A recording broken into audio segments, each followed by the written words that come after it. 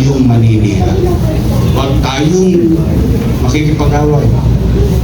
Magpakababang loob kayo. Katulad ng dati pa. Kasi habang kayo nagpapakababang loob, pinapahaba nyo naman ang kamay nyo. Akapin ninyo ang kaya nyong akapin. Sabi nga sa mag-asawa, pag bagong kasal, ano sabi? Humayo kayo at magparami. Tama ba? Hindi ng anak, ha? O ng kasama. Kaya tayo, lagi tayo. We can stay humble. Always humble. May takot sa Diyos, may paggalang sa kapwa. Pero we have to be firm. Katulad natin, pagdating sa partikular na problema ng tao, matigas ako. Hindi ako bibigay.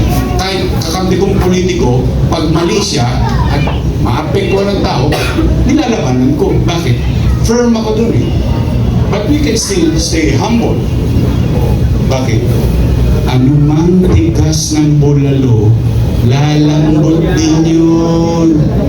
Kaya yung mga kaanak nyo, yung mga mahal nyo sa buhay, mga kaibigan, kaklase, kausapin, magparami tayo.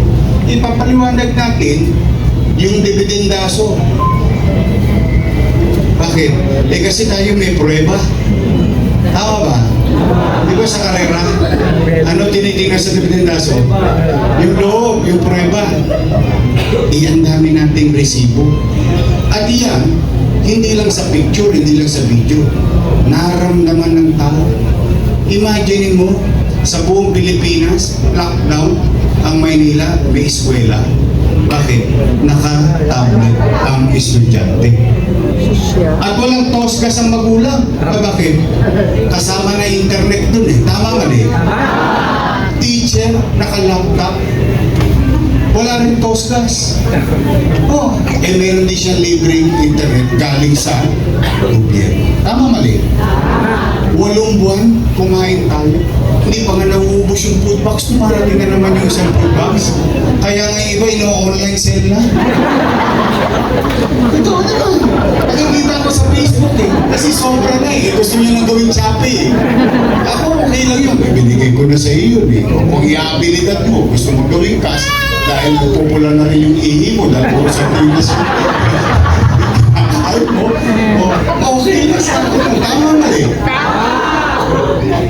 Mo, walang bakuna sa buong Pilipinas. Sa Maynila, nagbabakunahan 24 oras. Ang testing, ang mahal-mahal sa Maynila, 5-5. Ang gamot, tayo pa hinihingan.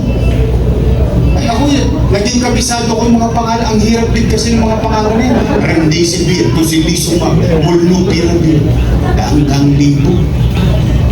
Ang halaga.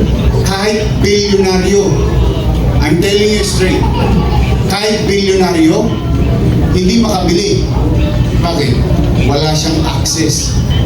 Pero lungsod ng Maynila, maabilidad, naka-access. Dang-dang, mabuhay lang. O habang nangyayari ang pandemya, pwede na tayo. O tingnan nyo, ito, maganda to. Timing na timing, 2 araw ka lang, sariwang-sariwa na. Sino makapag-iisip na darating ang araw painit ng painit? Ang tanong. Nung araw kinakancel ang eskwelahan dahil may ulan. Tama mali? Ngayon kinakancel ang eskwelahan dahil mainit. Tama mali? Ibig sabihin, palala ng palala ang ating kapaligiran.